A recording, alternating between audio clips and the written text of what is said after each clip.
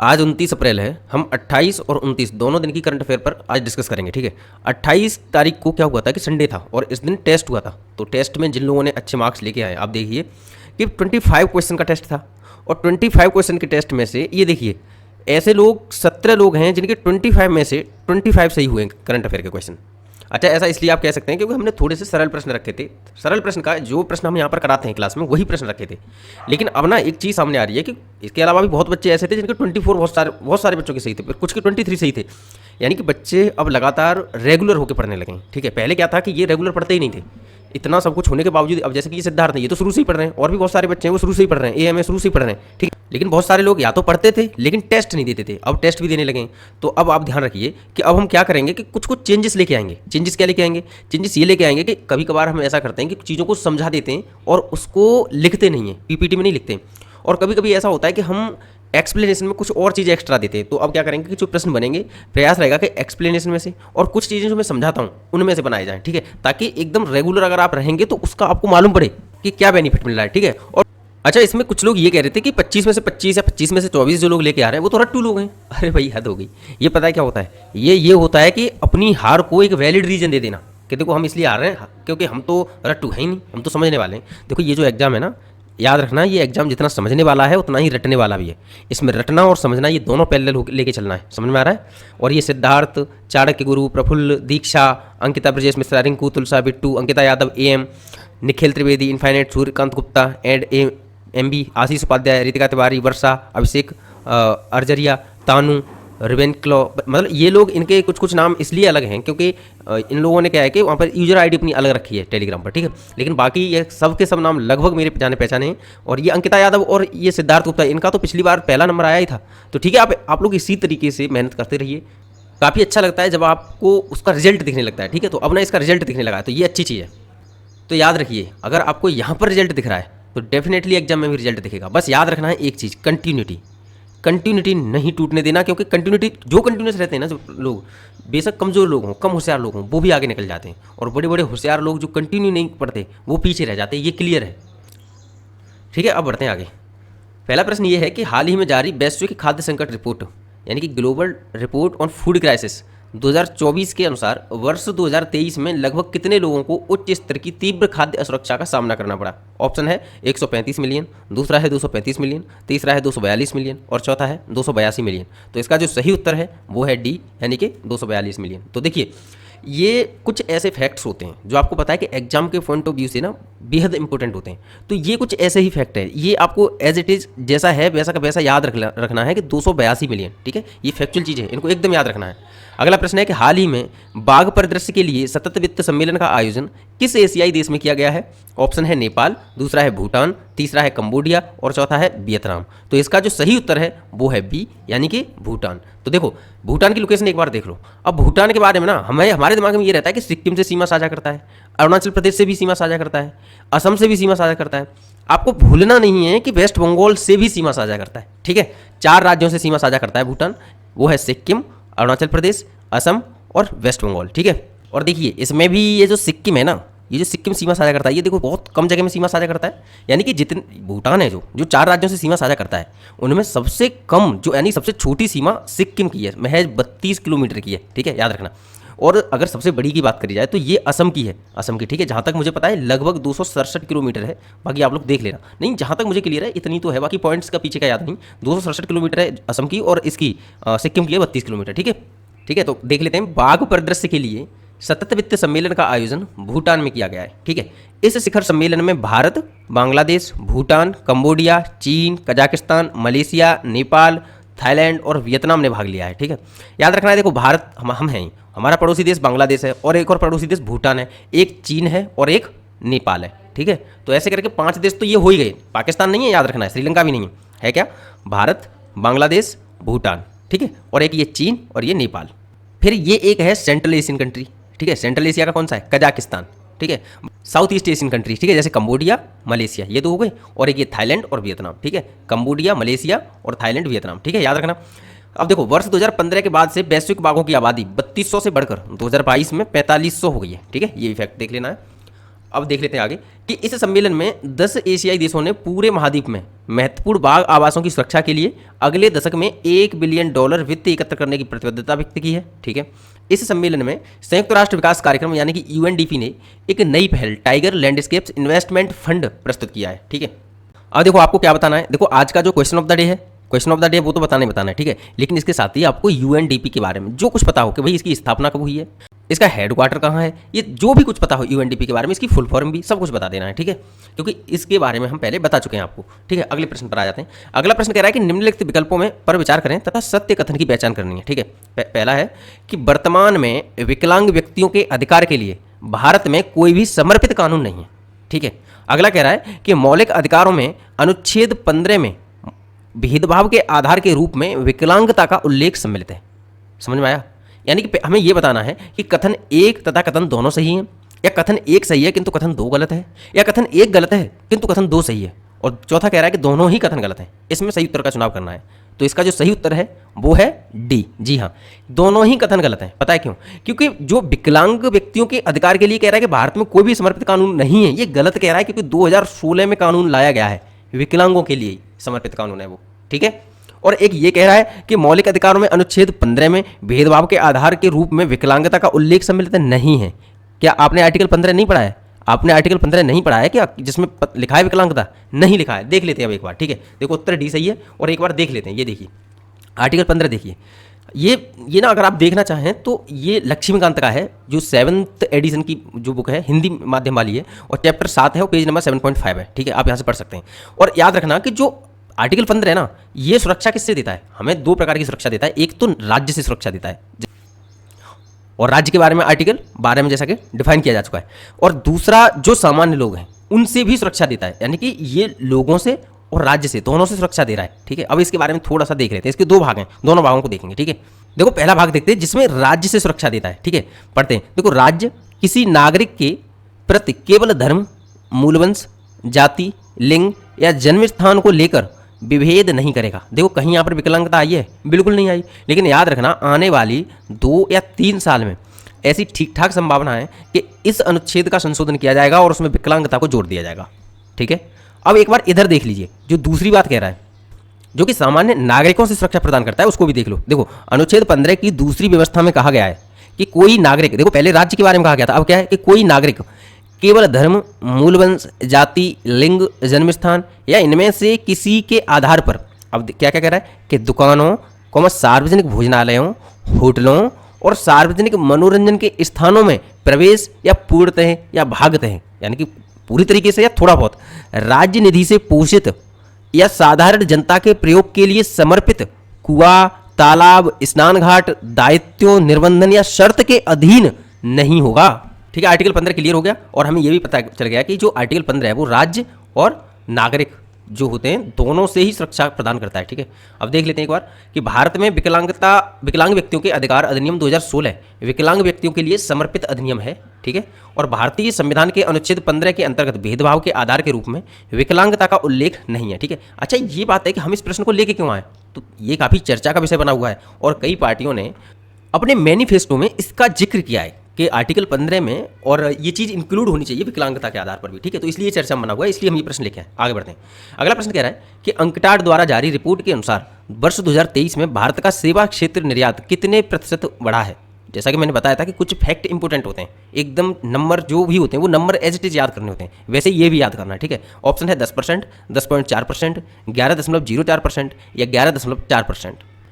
तो इसका जो सही उत्तर है वो है डी, यानी कि 11.4%। देखो अंकटाड द्वारा जारी रिपोर्ट के अनुसार वर्ष 2023 में भारत का सेवा निर्यात 11.4% बढ़कर $345 बिलियन हो गया है। एज इट इज याद कर लो, ये भी याद कर लो, ये जो $345 बिलियन है ना, इसको भी याद करो। ठीक है, भारत विश्व का 7वां सबसे बड़ा सेवा निर्यातक देश तथा 9वां सबसे बड़ा सेवा आयातक देश है। ये भी याद करो, ये फैक्ट इंपॉर्टेंट है सारे के सारे। ठीक है, कि भारत विश्व का 7वां सबसे बड़ा सेवा निर्यातक देश तथा 9वां सबसे बड़ा सेवा आयातक देश है। अब ऐसा तो नहीं है कि मैं इतनी देर से सेवा निर्यात बात कर रहा हूँ, आपको सेवा निर्यात यानी कि सर्विस एक्सपोर्ट के बारे में पता ना हो। ये सेवा निर्यात यानी कि सर्विस एक्सपोर्ट है। इसका मतलब ये है कि हम विदेशों को जो भी सर्विस प्रोवाइड करते हैं, जैसे कि उन लोगों ने अपने मान के चलिए पोर्टल पर कहा कि जो भी हमारा ये वर्क कंप्लीट करके देगा, आप उसको अपने यहाँ पर बैठ के आराम से कंप्यूटर से कर सकते हैं, तो हम उसको $10 देंगे। ठीक है, तो हमने ये काम कंप्लीट किया, हमारे अकाउंट में $10 आ गए, यानी कि हमने इसको सर्विस दी और उसने हमको पैसा दिया। ये हो गया सेवा एक्सपोर्ट, यानी कि सेवा निर्यात। इसमें बहुत सारी चीज़ें सम्मिलित होती हैं, ट्रांसपोर्टेशन से लेके इंश्योरेंस सब कुछ, ठीक है। अब इनके कुछ और भी फैक्ट हैं, हम उनको भी देखेंगे, ठीक है। जैसे कि विश्व में शीर्ष 3 सेवा निर्यातक देशों की बात की जाए तो देखो याद रखना, सेवा निर्यातक देश हो या सेवा आयातक देश हो, जो टॉप है ना वो विकसित देशों ने किया है, टॉप 3 या टॉप 5 विकसित देशों ने करा है, ठीक है। तो हमें करना क्या है, हमें ये करना है कि सबसे पहले तो हम विकसित देशों को अलग पढ़ेंगे, और क्योंकि जो विकसित देश हैं वो याद रखना वो पूरी दुनिया के ही हैं। जैसे विकसित देशों का अगर हम 3 सेवा निर्यातक देशों के बारे में पढ़ें तो इसका मतलब यह है पूरी दुनिया के 3 सेवा निर्यातक देश सबसे टॉप वाले पढ़ लिए, ठीक है। उसके बाद हम विकासशील देशों को अलग से पढ़ेंगे, क्योंकि अपना भारत एक विकासशील देश है। तो विकासशील देशों में भारत ने कौन सा स्थान प्राप्त किया है ये भी समझना जरूरी है, समझ में आ रहा है। तो देखो, अगर विश्व में शीर्ष 3 यानी टॉप 3 सर्विस एक्सपोर्टर कंट्रीज की बात की जाए, हमने पीछे डेवलप्ड कंट्रीज लगा दिया है, ठीक है, इससे आपको याद रहेगा। तो सबसे पहले नंबर पर है यूएसए यानी कि संयुक्त राज्य अमेरिका, दूसरे पर है यूके यानी कि यूनाइटेड किंगडम, और तीसरे पर है जर्मनी, ठीक है, याद रहेगा, बिल्कुल याद रहेगा। जो टॉप देश हैं वही आ रहे हैं। आगे देखो, अगर सर्विस इंपोर्टर की बात की जाए, मान के चलो तो भाई टॉप 3 इंपोर्टर कौन कौन से हैं सर्विस के, तो देखो उसमें भी पहले नंबर पर क्या है, पहले नंबर पर है यूएसए, ठीक है, यहाँ पर भी यूएसए। अब नीचे देखो थोड़ा सा चेंज हो गया, सर्विस एक्सपोर्टर में दूसरे नंबर पर यूके था, यहां सर्विस एक्सपोर्टर में दूसरे नंबर पर जर्मनी आ गया, और वहां सर्विस एक्सपोर्टर में तीसरे नंबर पर जर्मनी था और यहां पर जर्मनी दूसरे पर आ गया। समझ में आ रहा है, यानी कि यहां पर जो टॉप 3 कंट्रीज हैं कौन कौन से हैं, यूएसए यानी कि United state of America, second पर है जर्मनी और तीसरे पर है यूनाइटेड किंगडम। याद रहेगा, बिल्कुल याद रहेगा। एक बार इस वीडियो को रोक दो, मन में सोचो कि जो दुनिया के जो 3 सर्विस एक्सपोर्टर कंट्रीज हैं वो कौन कौन से हैं, मन में सोचो, एकदम वीडियो को रोक दो और सोचो मन में कौन कौन से। जी हाँ, पहले पर है संयुक्त राज्य अमेरिका यानी कि यूएसए, दूसरे पर है यूके यानी कि यूनाइटेड किंगडम, और तीसरे पर है जर्मनी, ठीक है, क्लियर हो गया। अब अगर इंपोर्टर की बात की जाए तो कौन कौन से हैं, पहले पर है, बिल्कुल आंख बंद करके सोचो, एकदम रोक देनी है वीडियो, पहले पर कौन सा है, जी हाँ, पहले पर है यूएसए, दूसरे पर चेंज कर दो, तीसरे का दूसरे पर ले आओ, दूसरे का तीसरे पर ले जाओ, दूसरे पर कौन है, जर्मनी, और तीसरे पर यूनाइटेड किंगडम। क्लियर हुई बात, जी हाँ, क्लियर हो गई बात। अब बढ़ते हैं आगे। अब देखो, हमें पता है कि हमने डेवलप्ड कंट्रीज के बारे में देख लिया, लेकिन क्योंकि डेवलपिंग कंट्रीज के बारे में भी क्लियर होना चाहिए, तो सोच के देखो कि भाई सर्विस एक्सपोर्ट में, सर्विस इंपोर्ट में हमारे इंडिया का क्या स्थान होगा। सोच के देखो मन के अंदर, अपने मन ही मन में सोच के देखो, ठीक है। और अगर क्यूरियोसिटी लेके आओगे मन में तो फिर जब आगे प्रश्न होगा तो उसको याद करने में आसानी हो जाएगी, ठीक है। अब इतना सोचा, अब देखो आ जाते हैं कि टॉप 3 सर्विस एक्सपोर्टर कंट्रीज, जबकि हम विकासशील यानी कि डेवलपिंग कंट्रीज की बात कर रहे हो, तब कौन कौन से होंगे, चलो देख लेते हैं। तो पहले पर कौन होगा, जी हाँ, पहले पर है चीन, दूसरे पर है इंडिया और तीसरे पर है सिंगापुर। देखा, पहले पर क्या है, चीन, दूसरे पर इंडिया और तीसरे पर सिंगापुर, ठीक है। अब अगर सर्विस इंपोर्टर की बात की जाए तो उसमें कौन सा स्थान होगा भारत का, तो जैसे पीछे जर्मनी और यूनाइटेड किंगडम के बीच में घुमा दिया था ना, ऐसा ही यहां पर भी घुमा दिया जाएगा, भारत तीसरा, सिंगापुर दूसरा। यानी कि देखो, अगर 3 जो टॉप 3 अगर सर्विस इंपोर्टर कंट्रीज की बात की जाए तो देखो पहले पर चीन तो है ही है, यानी कि सर्विस एक्सपोर्टर इंपोर्टर दोनों में डेवलपिंग कंट्रीज में चीन पहले पर है। अब सेकंड नंबर पर कौन आ गया, जबकि इंपोर्टर की बात चली है, सिंगापुर, और तीसरे पर भारत, ठीक है। याद रखना, ये चीजें याद करने वाली हैं, ठीक है। इसके साथ ही आपको ये चीज तो याद ही होगी कि अगर पूरी दुनिया की बात की जाए तो भारत का एक्सपोर्टर यानी सर्विस एक्सपोर्ट में स्थान कौन सा है, तो 7th हम पढ़ के आए, और इंपोर्ट में कौन सा है, 9th हम पढ़ के आए, ठीक है। ये भी याद रखना है, ठीक है। अब बढ़ते हैं अगले प्रश्न की ओर। अगला प्रश्न है कि हाल ही में SJVN लिमिटेड ने भारत का पहला ग्रीन हाइड्रोजन पायलट प्रोजेक्ट किस राज्य में लॉन्च किया है। ऑप्शन है तमिलनाडु, दूसरा है पश्चिम बंगाल, तीसरा है गुजरात और चौथा है हिमाचल प्रदेश। तो इसका जो सही उत्तर है वो क्या है, जी हाँ, इसका सही उत्तर है डी यानी कि हिमाचल प्रदेश, ठीक है। ये चीज़ याद रखनी है, ये इसमें और बहुत ज़्यादा याद करने के लिए है नहीं, बस ये चीज़ याद रखनी है इतनी, ठीक है। अगले प्रश्न पर आ जाते हैं कि विश्व बौद्धिक संपदा दिवस मनाया जाता है। ऑप्शन है 24 अप्रैल, 25 अप्रैल, 26 अप्रैल या 27 अप्रैल। तो इसका जो सही उत्तर है वो है सी यानी कि 26 अप्रैल। देख लीजिए, देखो इसकी जो थीम है ना वो भी याद रखनी है कि IP and SDGs building our common future with innovation and creativity, ठीक है। अब साथ ही एक चीज़ याद रखो कि देखो बौद्धिक संपदा दिवस किसके द्वारा मनाया जाता है, तो ये इसकी शुरुआत किसने की थी, वर्ल्ड इंटेलेक्चुअल प्रॉपर्टी ऑर्गेनाइजेशन यानी कि वीपो द्वारा, ठीक है। अब आपको वीपो के बारे में पता होना चाहिए, हमने एक बार बताया था कि वर्ल्ड बैंक को छोड़ दिया जाए, कुछ चुनिंदा संस्थानों को छोड़ दिया जाए, तो बाकी के जितने भी W से स्टार्ट होते हैं सबका जेनेवा है हेडक्वार्टर, ठीक है। बताया था कि नहीं बताया था, जी हाँ बताया था, बिल्कुल बताया था।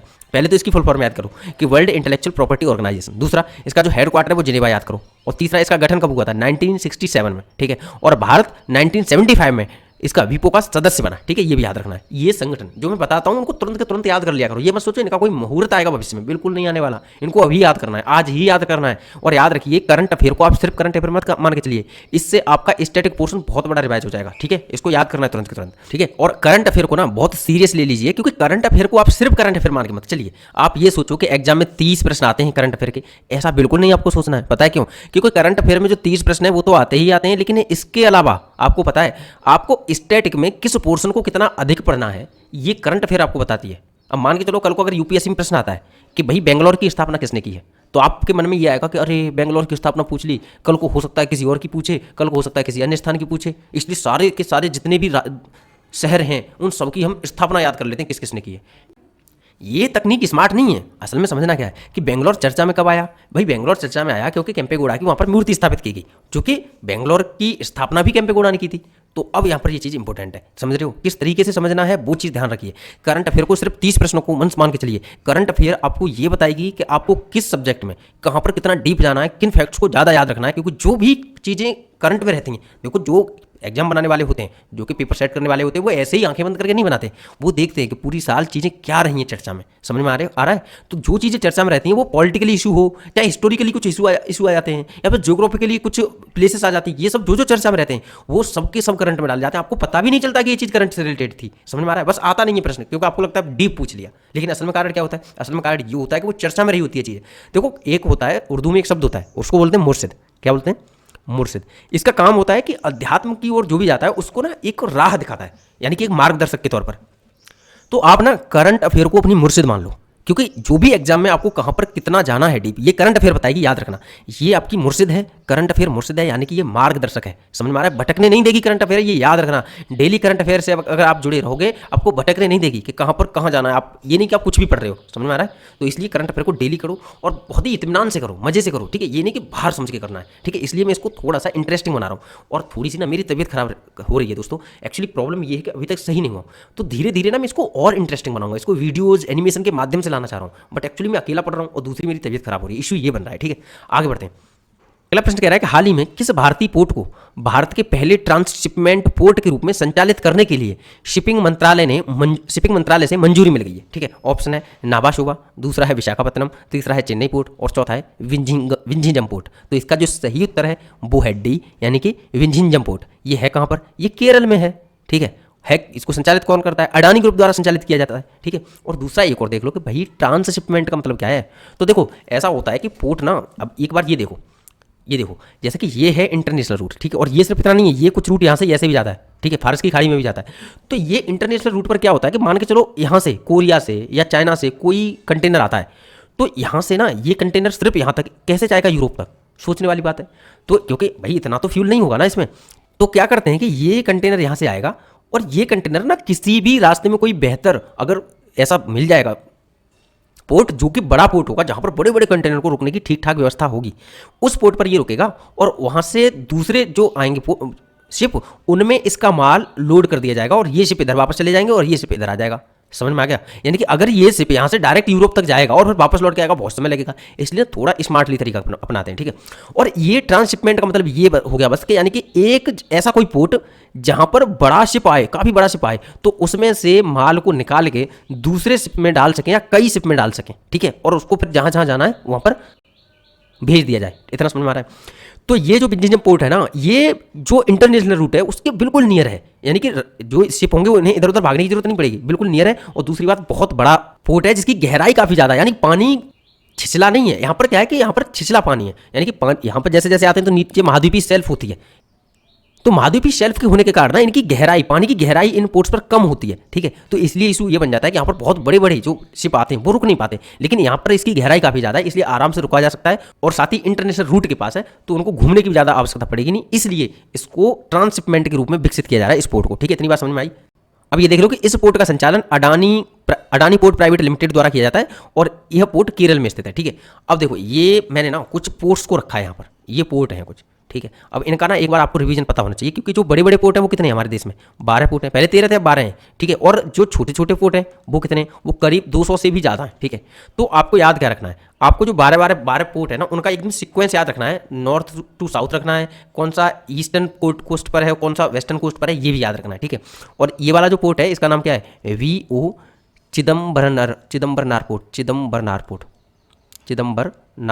ठीक है। VO चिदम्बरनार पोर्ट, ठीक है। अब एक ना ये वीडियो है 4 अगस्त की, ठीक है, 4 अगस्त की वीडियो है। तो इससे ना एक बार रिवीजन कर लो आप लोग पोर्ट्स के बारे में, क्योंकि अगर अच्छा मान के चलो आपको यहाँ पर धुंधला धुंधला दिखाई दे रहा हो तो आप वीडियो की लिस्ट में जाइए, करंट अफेयर की लिस्ट में, और 4 अगस्त वाली वीडियो देखिए, ठीक है। उसमें आपको सही से एकदम क्लियर दिखाई देगा, ठीक है। तो अब देखिए इस वीडियो को देख लीजिए, एक बार रिवाइज कर लीजिए पोर्ट के भारत का नक्शा। और इसको देखो, ये जो गुजरात के पास वाला है ना, ये है कांडला बंदरगाह, और जो इधर है वेस्ट बंगाल में ये है कोलकाता बंदरगाह, ठीक है। ये सबसे उत्तर की मान के चल सकते हैं हम कि भैया भाई बड़े बड़े पत्तनों में तो है ही। और इन दोनों के ही नाम बदले जा चुके हैं, क्योंकि देखो ये जो पोर्ट है इसका नाम रख दिया गया है दीन दयाल पोर्ट, ठीक है, दीन दयाल पोर्ट। और ये वाला जो पोर्ट है इसका नाम रख दिया गया है श्यामा प्रसाद मुखर्जी पोर्ट, ठीक है, श्यामा प्रसाद मुखर्जी पोर्ट, ठीक है। अब एक और चीज़ की याद रखनी है कि ये दोनों ही ज्वारीय बंदरगाह के उदाहरण है, ये याद रखना, ज्वारीय बंदरगाह।